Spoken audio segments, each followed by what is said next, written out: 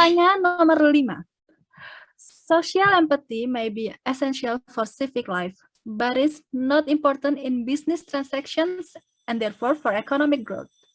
To what extent do you agree with this statement? Explain your reasoning. Jadi itu pertanyaannya, Ade punya waktu 2,5 menit untuk melakukan speech yang dimulai dari sekarang. Assalamualaikum warahmatullahi wabarakatuh. 14th of August, on this date today, 76 years ago, Japan surrendered unconditionally to the Allies after Hiroshima and Nagasaki got hit by nuclear bombs. This then further led to the most important day of our nation, the Indonesian Independence Day on 17th of August, 1945. I'm Natifa, and my mom always told me that being smart in class is not enough. You also need to be kind to be successful in life because we're social beings who will always need others, just like Batman and Robin, or Hulk, Iron Man, and Spider-Man in the Avengers. But long before these fictional superheroes existed, our real heroes were hand in hand and continuously fought for our freedom with strong determination. So now, as a young generation, I realize that we are the ones who will shape Indonesia in the middle of this digital era where boundaries mean nothing. It's now the questions of are we willing to collaborate not only with our own fellow Indonesians, but also confident enough to collaborate with the rest of the world. And most importantly, do we have enough empathy to see what's around us, helping our community to ease their needs? I strongly believe that social empathy is not only essential for civic life, but it is also important for every great innovation, as it will ultimately satisfy more users and create greater and solve problems and generate the greater good. I can't imagine how the garbage man, security guard, and other people in need survive the hardship of this pandemic without the social empathy we have to ease their needs. But at the same time, I can't imagine living without my computer, especially during this pandemic where I've had to do school from home, or how my mom can survive without the digital market to buy ingredients to cook our meals during PPKM, or how my father can keep us in touch with our relatives without the social media he uses. All of this technology, to some extent, comes from the same place called empathy. The empathy that will strengthen our community, because the strong community we make, the strong economy we have. The one slip from the movie The Lorax said, unless someone like you cares a whole awful lot, nothing is going to get better. So have more empathy for Indonesia Maju. Thank you.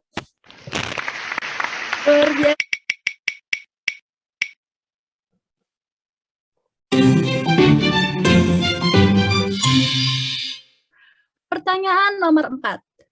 How should we deal with difficult people who refuse to synergize for a common goal? Oke, itu pertanyaannya. Ade punya waktu 2,5 menit untuk melakukan speech-nya yang akan dimulai dari sekarang. Thank you, and good afternoon, everyone. As social beings, we need other people to do many things. We usually work together and synergize with other people to achieve a common goal effectively. Unfortunately, we often meet difficult people who, even though they have the same interests and goals, find it difficult and even refuse to synergize. How should we deal with these people? Well, there are 3 steps as a trick of 3 that we can do in dealing with difficult people. Namely, identify, communicate, and make commitment. First, we identify type of the difficult people. There are some types of difficult people who find it difficult or refuse to synergize, including those who are perfectionists, too creative, too aggressive and defensive, or even too passive. An example that I have experienced is when completing a group assignment at school. Based on my experience, I usually find difficult people who are too passive, who want to be free riders in group assignments. After we identify type of difficult people, we communicate with them appropriately. Communication is carried out according to the type of difficult people to convey that we have the same goal and need to work together to achieve it. In my previous example, I sent a personal chat to have an informal discussion about the task and its completion criteria, and also about possible obstacles or problem that he faced. And lastly, we make commitment with difficult people, and we need to do it persuasively. In my example earlier, When I communicated with passive group member, it had to come to the point of agreeing on each other's commitment to the completion of the group assignment. In conclusion, there are 3 steps in dealing with difficult people who find it difficult or refuse to synergize, which are identify, communicate, and make commitment. Thank you. Good afternoon. Oke.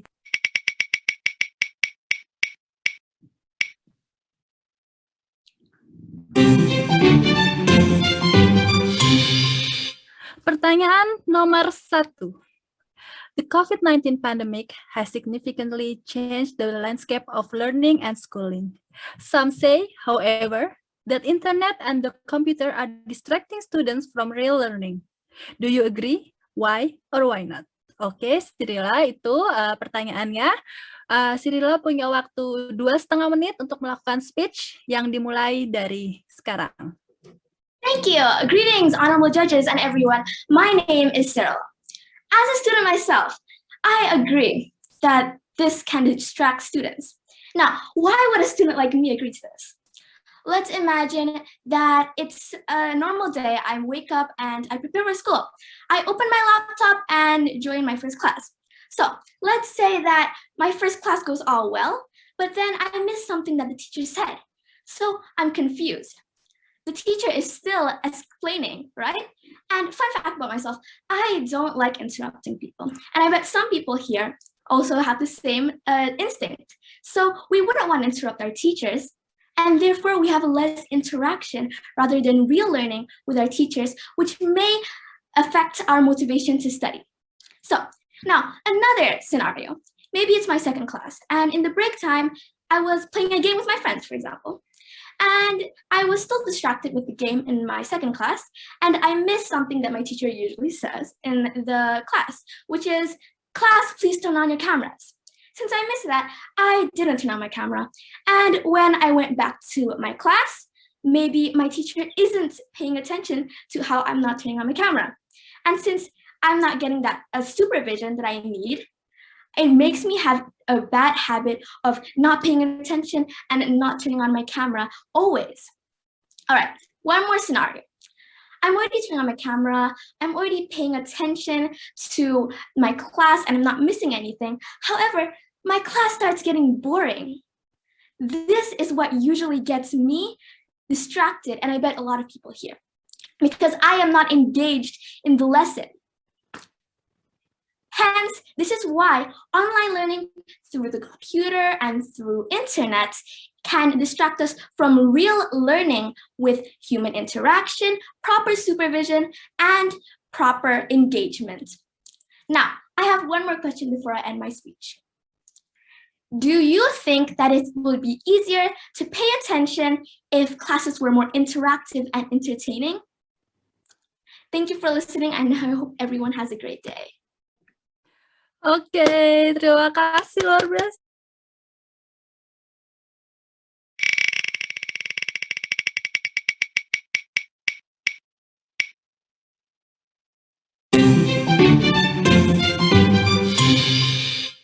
Pertanyaan nomor 5. In what ways can the younger generation help to increase social empathy among others in the Indonesian society? Itu pertanyaannya. Dia punya waktu 2,5 menit untuk melakukan speech yang dimulai dari sekarang. Assalamualaikum warahmatullahi wabarakatuh. The youth is the heartbeat of a nation. It's time for us youths to wake up from this ignorant slumber as we rise up hand in hand to fulfill the value of Indonesia. Gotong royong. My name is Syafa Akila Hartawan, and I would like to thank Mr. Dodi Budiwaluyo, judges, and everyone for this opportunity. Utilizing social media combined with our open-mindedness and creativity, the youth can promote social empathy. Social empathy can grow to foster social change and justice. How? Youths can build social movements in 3 areas. First, building social justice. I can't breathe were George Floyd's last words before a police officer killed him. His death shed a bright light on the Black Lives Matter hashtag, one hashtag that turned into a global rally cry, one hashtag that wrote a profound moment in history. This inspired youths to foster social justice and equity in Indonesia. Second, climate action. Without sustainability, the economy will perish. No food to eat, no clean water to drink, and no future. The youth can develop a social movement to implement the habit of conserving and use of natural resources and prevent the death of Earth. Third, shifting paradigm. Indonesia is our home with a variety of cultures, our home with a variety of traditions, our home that everyone should be proud of. Youths can develop social movements to love Indonesian products, such as Bangga Buatan Indonesia. Social empathy is what promotes equitable economic growth and sustainable socio-economic development. Social empathy is at the heart of public policies that improve people's lives. Social empathy creates a profound world. Thank you. Wassalamualaikum warahmatullahi wabarakatuh. Waalaikumsalam warahmatullahi wabarakatuh.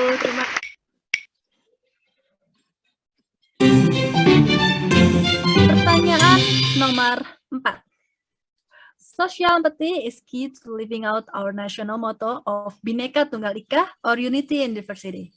How can we develop social empathy with others whose background, ethnicity, religion, and social status is so different than us?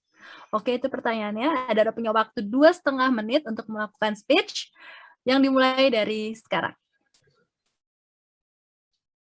As a country that prides itself in its diversity, with many different ethnicities, beliefs, social status, and languages between the population, unity is a sought-out dream. Good afternoon. My name is Adara Zalika. Establishing a state that prioritizes unity in diversity can be done by improving social empathy. It usually is easier said than done, but it is an important aim to achieve as it greatly determines the state of Indonesia. For example, in our digital era right now, digital economic growth can be even more fostered when Indonesians can act and accept each other as one. Diversity could enrich many aspects of life and could create innovation and competitive advantage for our economy. Furthermore, a society that is empathetic and therefore has less social disputes offer favorable conditions for investors and their investments.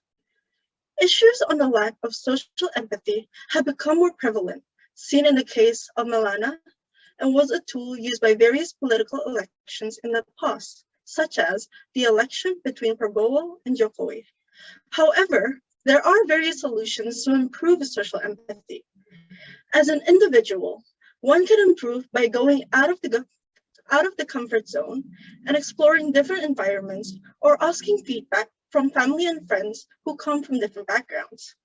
It is human nature to be afraid of what we do not know and accepting of what we do. Therefore, digital literacy can grow social empathy by helping an individual acquire more comprehensive knowledge regarding a subject. In essence, social empathy can be achieved by having knowledge and placing oneself in someone else's shoes. In conclusion, there are many ways, individually and collaboratively, for an individual to develop social empathy. It is a movement that needs to be sparked, as an economy that is built on inclusivity and collaboration will lead Indonesia into becoming a thriving digital economy. Thank you.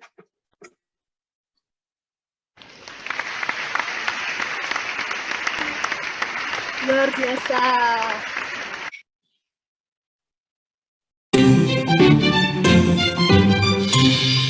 Pertanyaan nomor 2. How do you think people should deal with potential failures in innovation? Oke, itu pertanyaannya. Raisa punya waktu 2,5 menit untuk speech yang akan dimulai dari sekarang. Good afternoon, everyone. Ariana Huffington, the founder of the well-known Huffington Post, once said, "Failure is not the opposite of success. It is part of success. I understand how failures can affect people, but here's a life-changing way to deal with it. Change your mindset about it. Failure makes way to success. Believe me, knowing what your innovation is lacking prevents similar defects happening in the future, which reduces the losses of costs and time in the long run. It also enables the maximization of product potential, as it gives ways to improve them.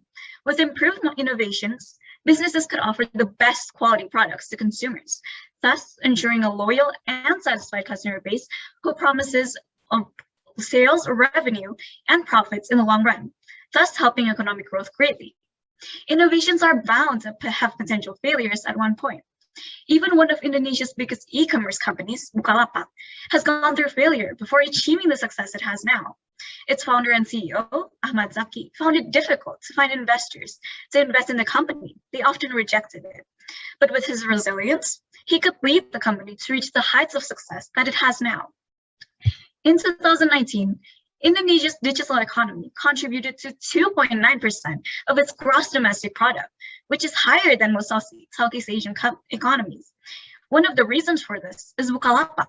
This comes to show that Bukalapak could still be very successful, even with several failures throughout the years. Imagine if Bukalapak never failed. Would the numbers still be high? Through this, failure allows you to improve and expand your boundaries, like the way it did Bukalapak. If you ever feel discouraged, know that even the biggest companies in the world have had several, if not a lot, of failures before. Look at Zuckerberg and Facebook, Apple, Google, and others. Failure is natural. It happens to the best of us. Instead of letting failure stop you, let it improve you. Remember, failure is just another stage to success. With a positive mindset and a resilient attitude, your innovations could succeed. Look at success stories to inspire you. Remember, failure is a part of success. Believe in yourself and the process. Success is just around the corner. You just need to find your way to it. Thank you for your time and attention. Terima kasih, Raisa.